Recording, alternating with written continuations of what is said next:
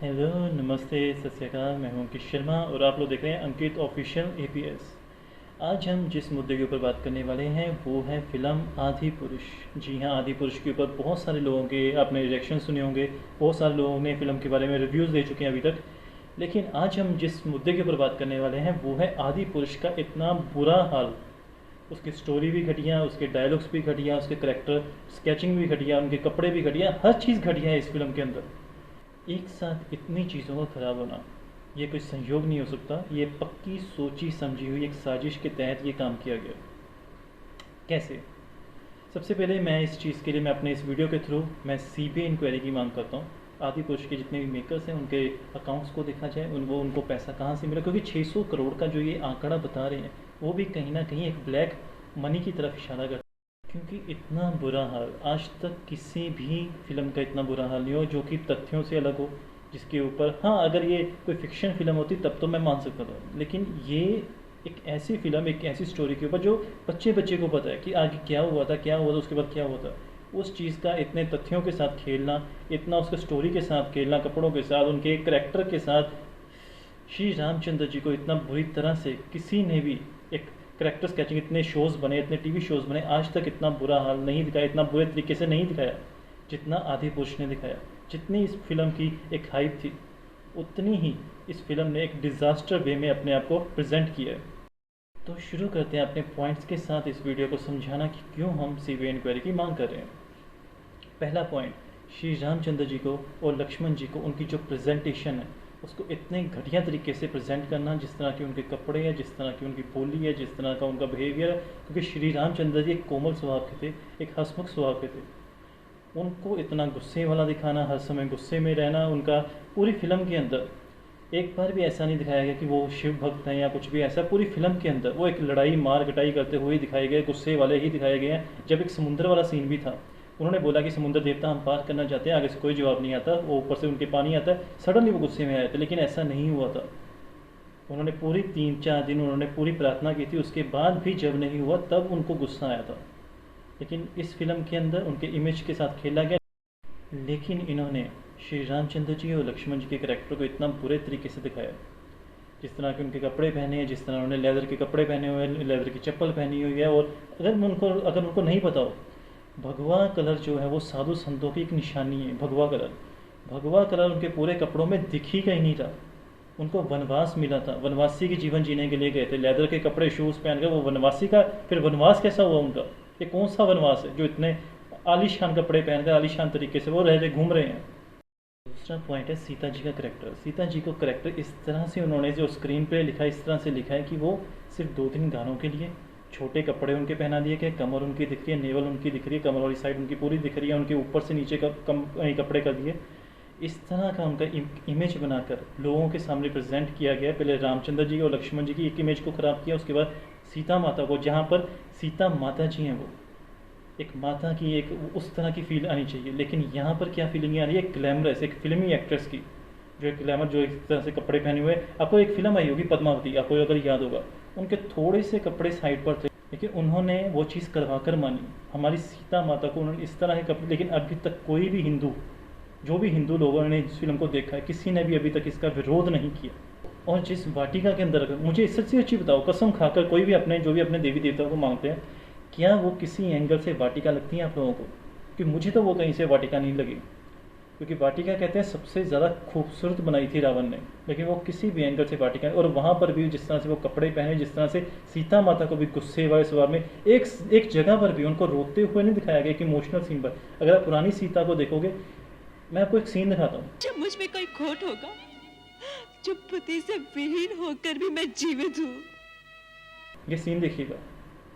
इस सीन के अंदर सीता माता, उनका जो बोलने का तरीका है, बात करने का तरीका है, कि इमोशन, बंदे को खुद को एक इमोशनल फील, लेकिन इस सीता को देखो कोई इमोशन, एक ग्लैमरस की फीलिंग आ रही है।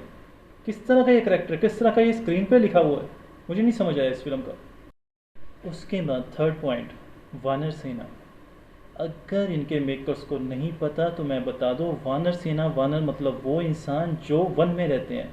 वानर, वन में रहने वाले नर, मतलब कि वानर। इन्होंने वानरों को कुछ को चिंपैंजी बना दिया, कुछ कुछ को इन्होंने बंदर बना दिया। भाई बंदर और वानरों की सेना में इन चिंपैंजियों की सेना लेकर रामचंद्र जी लड़ने गए थे। इस तरह से इनको प्रेजेंट किया गया एक टीवी स्क्रीन के ऊपर, एक लोगों के बीच में, इस तरह से कि एक जानवरों के साथ श्री रामचंद्र जी लड़ने गए थे, रावण के साथ लड़ने के लिए, और जीत कर आए थे।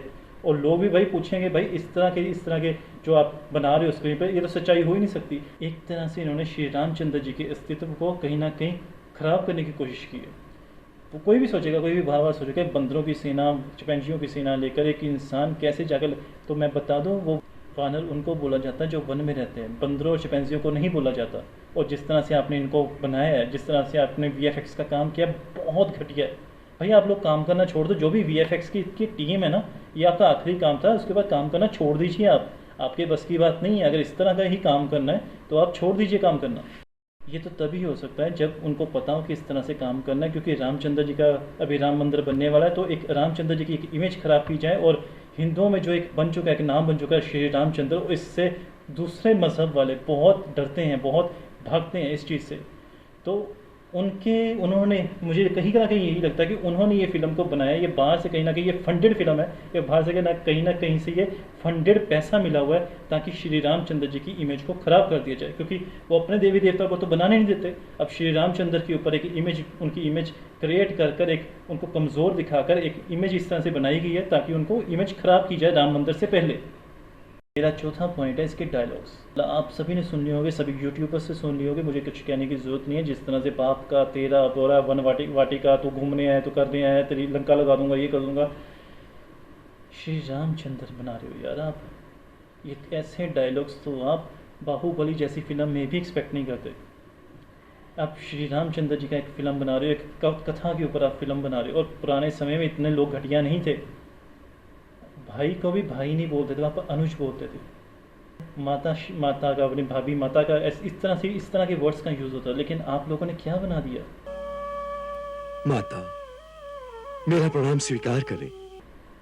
मुझे समझिए, रावण को भी इस तरह से दिखाया, इतना घटिया तरीके से रावण को भी प्रेजेंट किया। रावण में लाख बुराइयाँ थी, लेकिन रावण विद्वान था। रावण ने वेदों का पाठ पढ़ा था, शिव भक्त था वो। रावण में बुराइयाँ थी, लेकिन रामचंद्र ने तभी जन्म दिया था और तभी रावण का खात्मा किया था। बुराई का खात्मा होगा ही होगा, लेकिन इस तरह से रावण को दिखाना आज तक किसी ने भी नहीं दिखाया। उसने वेब सीरीज भी अगर शूट की होगी उसमें भी देखी इस तरह से। भाई तारक मेहता के अंदर भी रावण जब कुछ एपिसोड के लिए आया था, उसकी एक इमेज, एक पावरफुल उसकी वॉइस का, उसकी हंसी सुनना, इसमें तो कुछ भी नहीं है। इससे अच्छा तो तारक मेहता वाला रावण था। पांचवा पॉइंट जो कि मेन पॉइंट है, इसका इस्लामिकरण। अगर आप ध्यान से देखोगे इस फिल्म के अंदर, रामचंद्र की फिल्म के अंदर एक इस्लामिकरण किया गया है। हम लोग हनुमान जी को बहुत मानते हैं, जितने भी हिंदू भक्त हैं, जितने भी जिम जाने वाले, जितने भी, वो हनुमान जी को बहुत मानते हैं। लड़के खासकर बहुत ज़्यादा मानते हैं। इस फिल्म के अंदर रामचंद्र जी को जीसस बना दिया, ये अगर इस फोटो के अंदर देखिए। उसके बाद हनुमान जी की जो छवि है वो एक इस्लामिक बना दी, जो तो हनुमान जी की जो इमेज है वो एक मुल्ले की बना दी। तो नहीं होते दाढ़ी बढ़ाकर, उस तरह से कपड़े पहनाकर, उस तरह की लुक बनाकर, जो मीट माट काटने वाले होते हैं, उस तरह की लुक बनाकर इस समय पेश। भाई अगर आपने दारा सिंह को नहीं देखा, उनकी फेस एक्सप्रेशंस, उनका बात करने का तरीका, उनका वे ऑफ टॉकिंग, जब वो हनुमान बने थे उसको ही देख लेते। या इतने सीरियल्स आए हैं, जय हनुमान, डीडी नेशनल पर भी आ चुका है, उस पर ही देख लेते भाई हनुमान जी दिखते कैसे थे। अगर नहीं है तो आप भाई हनुमान चालीसा पढ़े थे, उसमें उनकी रूप रंगत का पूरा व्याख्या की गई है। इतना ही बोलूँगा, या तो आपने पढ़ा नहीं है, या तो आपने एक प्रॉपर एक एजेंडा के तहत श्री रामचंद्र जी, लक्ष्मण जी, हनुमान जी, जिस तरह से इनको एक इमेज खराब करने की कोशिश की है, एक प्रॉपर एजेंडा के तहत आपने इसकी इमेज खराब, शायद आपको बाहर से, अब तो मुझे पक्का लग रहा है कि आपको फंडेड पैसा था इनकी इमेज खराब करने के लिए। उसके बाद आपने रावण को पूरा, कोई वो नहीं होता जैसे पुराने जो मुसलमान थे, जो भी मुगल यहाँ पर आए थे, उनकी तरह की लुक, उस तरह से आंखों में काजल पहनाना, लेंसेज पहनाना, छपरे टाइप हेयर स्टाइल बनाना, सब कुछ इस तरह से ख़राब किया। भाई किसी को भी पता है कुछ तो रामायण जैसा रखते, तो कुछ तो रखते, कुछ है ही नहीं। ऊपर से आप बोल रहे हो कि ये रामायण है। पहले आपने बोला ये रामायण है, उसके बाद बोला हम लोग ने सिर्फ इसको रामायण से दिखा है, उसके इंस्पायर्ड है।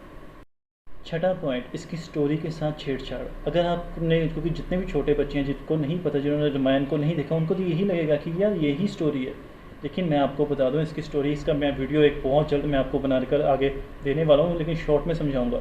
सबसे पहले रावण को इस तरह का कोई वरदान नहीं मिला था कि ना नर में, ना इसमें, ना उधर, ना ऊपर हवा में, ना दिन में, रात में, ये हिरण्य कश्यप को मिला था, ना कि रावण को मिला था। रावण को सिर्फ इतना वरदान मिला था कि ना तो तुझे कोई देवता मार सकेगा, ना ही तुझे कोई राक्षस मार सकेगा। उसको ये वरदान मिला था, वो भी ब्रह्मा जी से। वो भी उस समय 3 लोग वहाँ पर थे, विभीषण, कुंभकर्ण और रावण।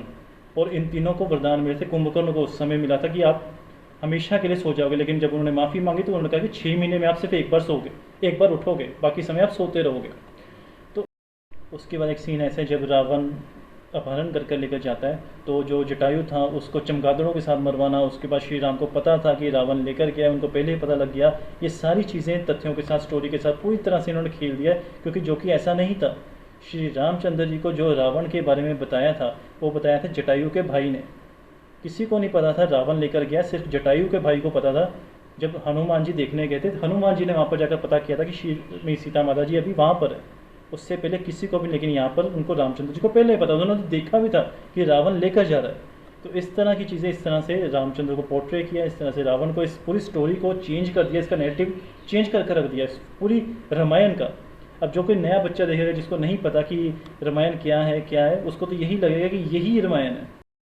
7वां पॉइंट, आदि पुरुष में रामचंद्र जी को एक जगह भी कहीं भी भक्ति करते हुए दिखाया गया, कहीं पर भी उनको शिव भक्ति करते हुए, लेकिन रावण को शिव भक्त दिखाया गया, भजन करते हुए दिखाया गया, उनके लिए गाते हुए दिखाया गया, उनको प्रॉपर एक शिव भक्त दिखाया गया स्टार्टिंग से लेकर एंड तक।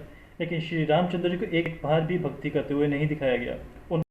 8वां पॉइंट, अब बात करते हैं इसके 600 करोड़ के प्रोजेक्ट की। कहाँ लगा 600 करोड़? जनवरी में ये फिल्म रिलीज होने वाली थी, उसके बाद अब जाकर इतना बड़ा इन्होंने समय लिया, कहते थे कि 500 करोड़ की फिल्म थी, 600 करोड़ की होगी।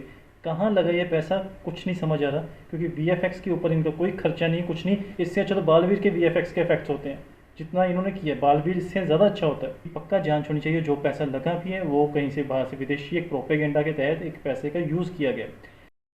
अब बात करते हैं इसके 9वें पॉइंट के ऊपर। इसका 9वां पॉइंट, अगर आपको याद होगा कि भूषण कुमार ने, टी सीरीज़ के मालिक ने, ओम रोध का जब टीजर रिलीज़ हुआ था, लोग इसको बहुत खरी खोटी सुना रहे थे, तब इसको कार गिफ्ट की थी, और ये बहुत एक अच्छे वे में ये इस चीज़ को सेलिब्रेट कर रहे थे। आप मुझे खुद बताएं, अगर आप किसी फर्म में काम कर रहे हो और आपने कोई गंदा काम किया और लोगों की जो रिव्यूज़ है बहुत गंदे आ रहे हो आपके लिए, तो आपको कार मिलेगी या आपको डांट पड़ेगी।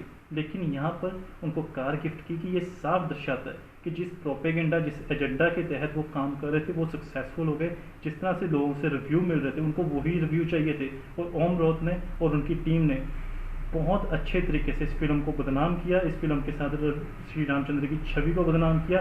अगर मैं बात करूँ इसके 10th पॉइंट को लेकर, 10th पॉइंट में मैं सिर्फ इतना बोलना चाहूँगा कि श्री राम लग नहीं रहे, हनुमान लग नहीं रहे, श्री राम जीसस लग रहे हैं, हनुमान मुल्ला लग रहे हैं, और बाकी जो करेक्टर्स हैं, सीता माता हैं, उनको ग्लैमरस वे में दिखाया गया है, जो कि एक माता को एक आप ग्लैमरस एक एक्ट्रेस के तौर पर, एक हीरोइन के तौर पर दिखा रहे हो। उसके बाद जिस तरह से जो भी इन्होंने प्रेजेंटेशन किया, वीएफएक्स घटिया वीएफएक्स, स्टोरी चेंज, सब कुछ चेंज, एक बुनियाद के साथ इस फिल्म को फैला दिया गया, इस फिल्म की स्टोरी हिला दी गई है, इस फिल्म की झूठी नैरेटिव्स के साथ, एक झूठे तरीके के साथ, एक झूठी स्टोरी जो कि हुई ही नहीं थी, उस तरीके से लोगों के सामने एक श्री रामचंद्र जी की छवि खराब की। सब चीज़ों के बाद भी अगर आप कहोगे कि ये फिल्म एक एजेंडा के तहत नहीं बनाई गई, तो आप अपने आप को ही झूठ बोल रहे हो। तो आपको कैसा लगा हमारा ये वीडियो, नीचे कमेंट सेक्शन में ज़रूर बताएगा। अगर आप भी मेरी इस राय के साथ, अगर आपको भी लगता है कि शायद एक एजेंडा, एक प्रोपेगेंडा के तहत ये फिल्म बनाई गई है, तो नीचे कमेंट सेक्शन में ज़रूर बताइएगा। और आपको ये फिल्म कैसी लगी तो नीचे कमेंट सेक्शन में ज़रूर बताइएगा। और ट्विटर के ऊपर हैशटैग ट्रेंड कीजिए CBI Inquiry for Adipurush. Thank you. जय श्री राम, जय भारत।